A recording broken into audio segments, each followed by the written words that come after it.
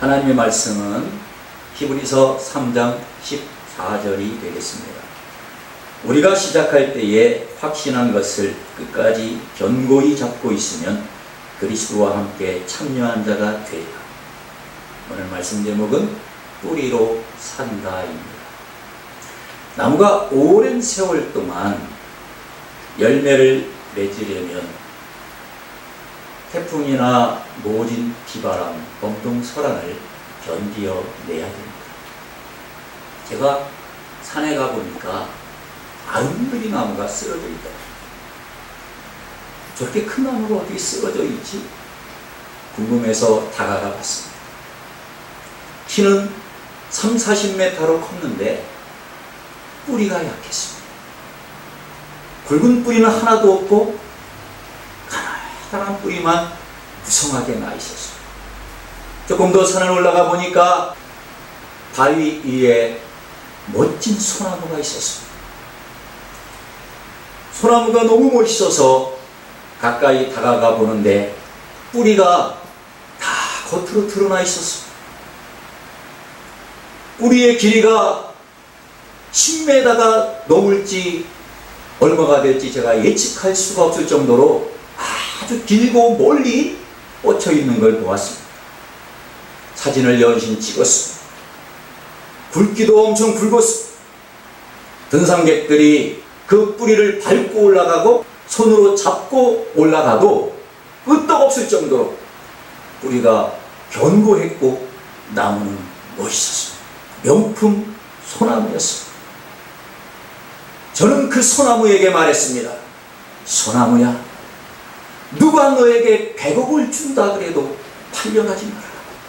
설령 1000억을 준다고 해도 팔려가지 마라. 돈에 팔려가지 마라. 예술작품이 따로 없었습니다. 너무너무 멋있어서 한동안 그 소나무와 대화를 하면서 사진을 찍고 그리고 쉬면서 등산을 했던 기억이 있습니다. 믿음 생활도 이와 같습니다. 뿌리가 약하면 나무가 쓰러지듯이 우리의 믿음도 신앙의 기초가 약하면 언제 넘어져도 넘어지고 맙니다. 초대교회에는 핍박이 참 심해서 유대인들만 예수 믿는 사람들을 못 살게 군 게 아니라 당시에 로마 제국도 예수 믿는 사람들을 핍박했습니다. 심지어 네로 황제는 로마 시내에 불을 지르고 기독교인들한테 뒤집어 씌웠습니다. 그걸 통해서 기독교를 잔해하고 말살하려고 했던 것입니다. 그때 얼마나 많은 우리의 형제들이 죽었는지 모릅니다. 바울과 베드로도 그때 순교하였습니다. 그런데 그렇게 모진 시련 가운데서도 성도들은 믿음을 지켰고 명품 소나무처럼 든든하게 뿌리를 내려서 오늘날까지도 우리가 열매를 맺고 그들을 존경하며 그들을 길잡이해서 신앙생활을 하고 있는 것입니다. 그 시대에 비하면 오늘날은 얼마나 편한 시대인지 모릅니다. 그럼에도 불구하고 목사와 신자들이 여기서 꿍 저기서 꿍 하며 쓰러지는 것을 봅니다. 얼마나 안타까운데요. 뿌리가 약하기 때문입니다. 초대교회 신자들은 감옥에 끌려가도 예수를 배반하지 않았고 전 재산을 몰수당해도 예수를 배반하지 않았고 죽을지언정 예수를 배반하지 않았는데 오늘날 성도들은 너무 쉽게 예수를 배반하고 등지고 있는 것입니다. 처음 시작한 것을 끝까지 견고하게 붙잡고 있지 못하기 때문입니다. 처음에는 예수로 시작했는데 그 끝은 출세와 돈으로 마무리하기 때문입니다. 처음에는 구원받은 것이 좋았고 천국 가는 것이 좋아서 열심히 교회 다니고 성경도 읽고 설교도 들으려고 했지만 점점점 복복복 하더니 이제 하나님 앞에 출세하게 해주세요, 돈 벌게 해주세요, 땅 사게 해주세요, 좋은 차 타게 해주세요. 기도 내용이 그겁니다. 가난할 때는 잘 믿다가 조금 먹고 살만하니까 여행 가기 위해서 교회 안 나오고, 놀러 가야 되니까 교회 안 나오고, 돈 벌어야 되니까 믿음을 배반합니다.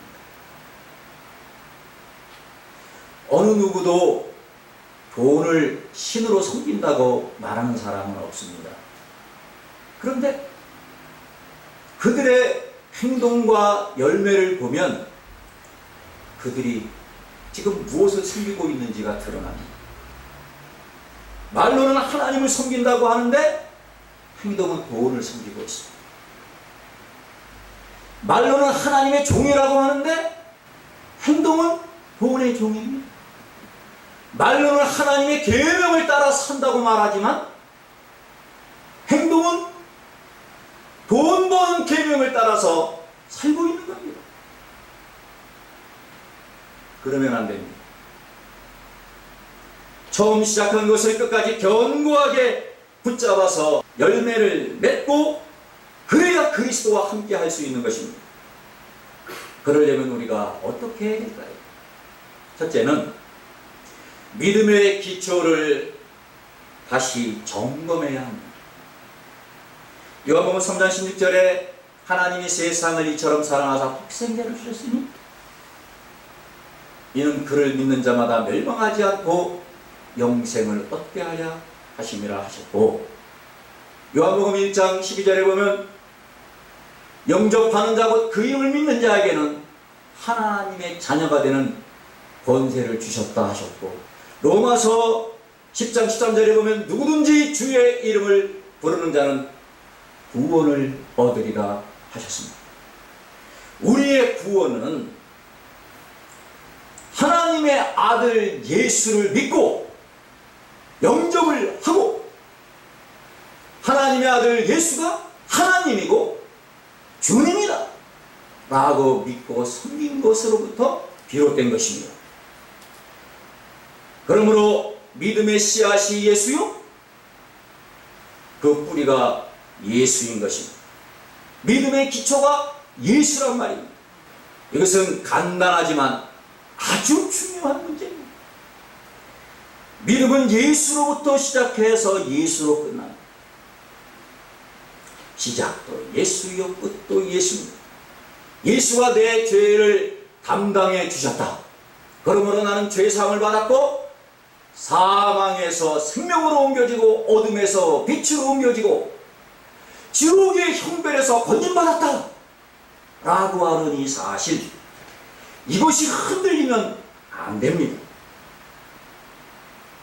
죽을 죄인이 살았는데 더 이상 무엇이 중요합니까?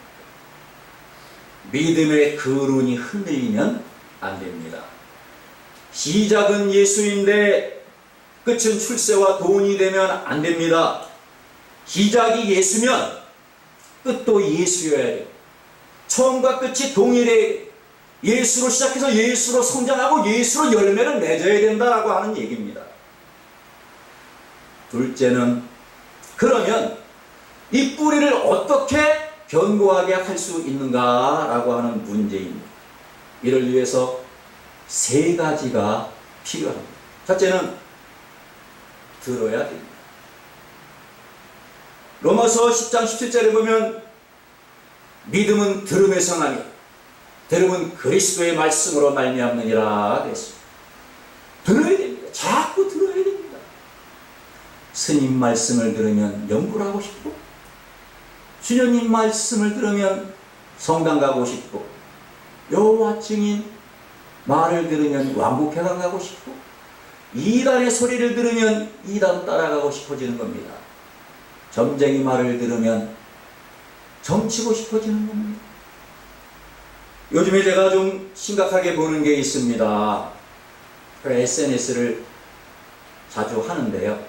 거기 보면은 오늘의 운세, 소소한 운세, 주간 운세, 월간 운세, 신년 운세, 왜 운세가 이렇게 많지? 그런데 신자들이 그걸 한다는 거예요. 놀랐어요.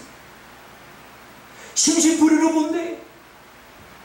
여러분, 심심풀이로 운세를 보다가 나쁜 소리가 나오면 하질 않습니다. 좋은 소리는 끝까지 그게 이루어지길 기다립니다. 기대하고. 그러다가 이루어지면 그 운세가 맞나 보다. 그리고 다음에 또 봅니다. 심심풀이로 자꾸 보다가 거기에 코가 깨는 겁니다. 정신 차려야 됩니다. 운세를 보다가 재미로 심심풀이로 보다가 코를 깨게 되면 구원은커녕 지옥으로 질질 끌려갈 수도 있는 것입니다. 듣는 것이 중요. 그러므로 우리는 예수님 말씀을 자꾸 들어야 됩니다. 신령한 목사님 설교를 자꾸 들어야 됩니다. 그 다음은 읽어야 됩니다. 디모데후서 3장 15절로 17절에 보면 성경은 그리스도 예수 안에 있는 믿음으로 말미암아 구원에 이르는 지혜가 있게 하느니라. 모든 성경은 하나님의 감동으로 된 것으로 우리로 하여금 교훈과 책망과 바르게 함과 의로 교육하기에 유익하다. 그렇게 말씀하면서 하나님의 사람으로 온전하게 하고 모든 선한 일을 행하기에 능력 있게 우리를 만들어 준다고 바울이 말씀하고 있습니다. 성경은 우리를 온전하게 하는 책입니다. 선한 일을 하게끔 만들어주는 책이라는 말씀입니다. 그러므로 우리가 성경을 통해서 읽고 들음으로 인해서 선한 사람이 되고 온전한 사람이 되는 것이 세상의 빛으로 사는 것이고 소금으로 사는 것입니다. 그러기에 다윗은 성경 읽기를 좋아했습니다. 눈이 피곤할 정도로 성경을 읽었다 그랬습니다. 사도행전 13장 22절에 보니까 내가 이새의 아들 다윗을 만나니 내 마음에 맞는 사람이다. 내 뜻을 다 이루게 하리라 그랬습니다. 다윗이 하나님을 사랑하는데 성경 읽기를 사모하고 꿀과 송이꿀보다 더 달라고 하면서 하나님의 말씀 앞에 엎드리는 그 모습, 그걸 하나님은 귀하게 사고 높이 샀던 것입니다. 그래서 다윗을 사랑했고 누구보다 더 사랑하면서 다윗을 통해 하나님의 뜻을 성취시키고자 했던 것입니다. 마지막으로 세 번째는 읽고 들었으면 깨닫고 행해야 된다는 거죠. 읽은 말씀을 깨달아야 되고 깨닫기만 하는 게 아니라 행동으로 옮길 수가 있어야 됩니다. 지식으로 성경을 읽을 수 있죠. 근데 지식으로 깨달을 수는 없어요. 만일 세상 지식으로 성경을 깨달을 수 있다면 아마 똑똑한 사람들이 다 구원을 받을 것입니다. 그런데 성경은 뭐라고 하냐면 천국은 가난한 자의 것이다 그럽니다. 가난한 자는 하나님을 향해서 엎드리는 사람입니다. 가난한 사람은 하나님을 향해서 손을 벌리는 사람입니다. 그러니까 성경을 읽을 때도 겸손하게 하나님을 의지하고 내 지혜와 내 지식으로 하지 않아요. 그러니까 하나님께서 그에게 성경을 볼 수 있는 눈을 열어주고 깨달음을 주는 것입니다. 다윗은 겸손한 자였습니다. 그의 심령은 가난했습니다. 그래서 성경을 볼 때도 눈이 피곤하도록 보면서도 그냥 보지 않았습니다. 시편 119편 18절에 보면 내 눈을 열어서 주의 법에 기이한 것을 보게 하여 주옵소서.